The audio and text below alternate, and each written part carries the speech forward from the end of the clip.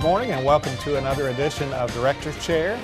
My name is Tony Sparks. I'm the Director of Instructional Technology for Daviess County Public Schools, and I'm also the Arts Coordinator for the district. Today we're at Daviess County Middle School. We have Pam Woldridge with us. Pam is going to be talking to us about her vocal music program and overall music program at Daviess County Middle School. Pam, would you like to tell us a little bit about yourself and your background? Well, I was born in Owensboro, Kentucky. I've been here all my life. Grew up in the Daviess County school system and learned to love music at a very early age. Even before I went to school, I started out with music activities at church, and I was fortunate to have very good music teachers in elementary, and when this was junior high, I was here when it was junior high, and then at Daviess County High School too. So I had some very good mentors that inspired me to want to be a music teacher. I actually knew in 6th grade that I wanted to teach, and I wanted to teach music, and I wanted to teach in the Daviess County school system. And it sure worked out well. It did. It was surprising to me when I got to college and people didn't know what they wanted to do, because I would ask them, I said, "What's your major?" "Well, I don't know yet."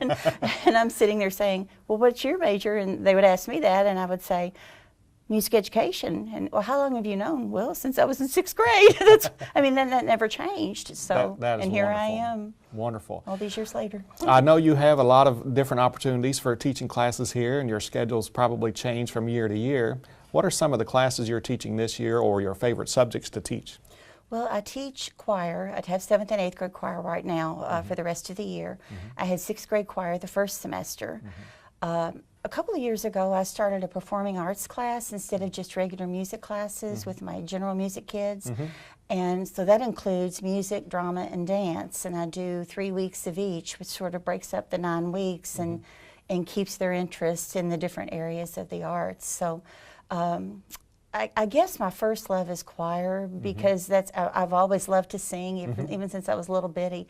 I used to watch Lawrence Welk on Saturday nights, and I'd have my little wooden piano there and playing along and singing with Lawrence Welk. So I really think choir probably is my first love. I love the general music classes that I teach, but choir is my passion. So you see a lot of students here, and with the other classes, you may have a chance to talk about getting students in choir. Yes. We know that in middle school, it's difficult to have boys join and sing in the different ensembles that you might have. How have you worked with that situation and tried to make boys feel welcome and feel a part of your group? You're right, that's difficult. Typically I have maybe 6 to 8 6th graders that come in as boys that sing, and I try to encourage them to stay as 7th and 8th graders. Sometimes that works and sometimes it doesn't.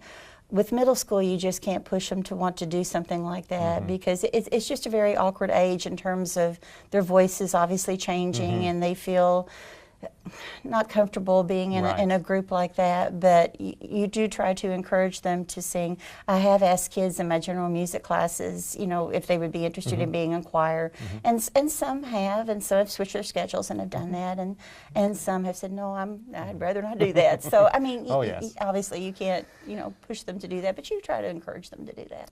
A lot of kids would probably enjoy choir because the teacher's really nice, and she's really calm, and she's not very rude about her criticisms. Like, she'll gently remind us, "You guys are pronouncing this word wrong, try to do better on that next time perhaps."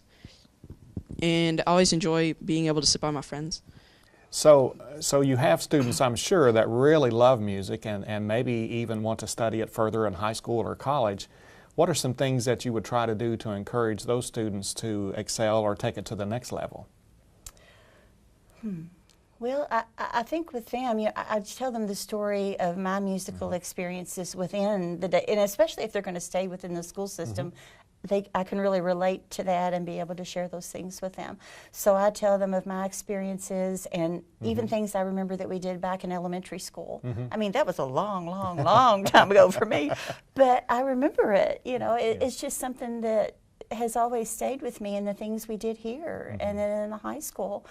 Those are experiences that you'll never forget. So if they're interested in doing that, I try to encourage them in that way. And if they have any questions in terms of what they need to do to be able to facilitate that, obviously that's when they get to high school, they have a better idea of what they want to Yes. do. But if Yes. you know, if I can give them any information in between, then I try to do that. Miss Wooldridge has helped me a lot with just songs that I've sang at church, and it's helped me learn how to like different positions that help you sing better and how to hold your mouth, and just overall it's helped me become a better singer.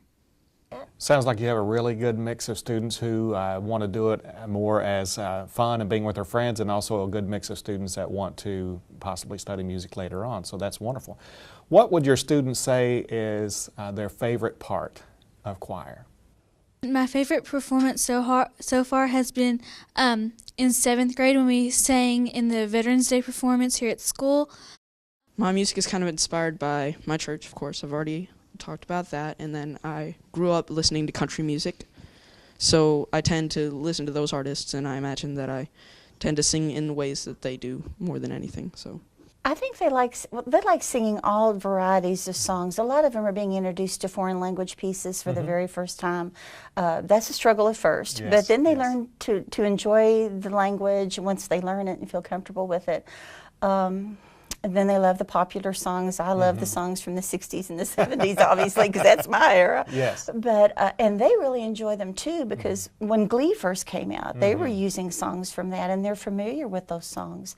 And whenever you mention them or bring them out just for a fun little few minutes or whatever, they love to sing those kinds of songs. That is very helpful when we have other sorts of media that can get students familiar with music from decades past, and maybe even from the 70s and 80s from their parents or grandparents. So it's great for students to be able to have those different opportunities. So speaking of opportunities, what are some things you have planned for the rest of this year? Well, we have the Arts Festival coming up in April. That will be about 11 days after large group assessment. Both of my choirs, I'm planning for both of them to participate in that event, my 7th and 8th grade choir. And then the Arts Showcase. We'll obviously have a spring concert at the end of the year for the last 9 weeks. So those are the activities that I have planned right now. Oh, that for sounds them. great. Very good. Well, thank you for watching today's edition of Director's Chair. We'll look forward to seeing you for the next time.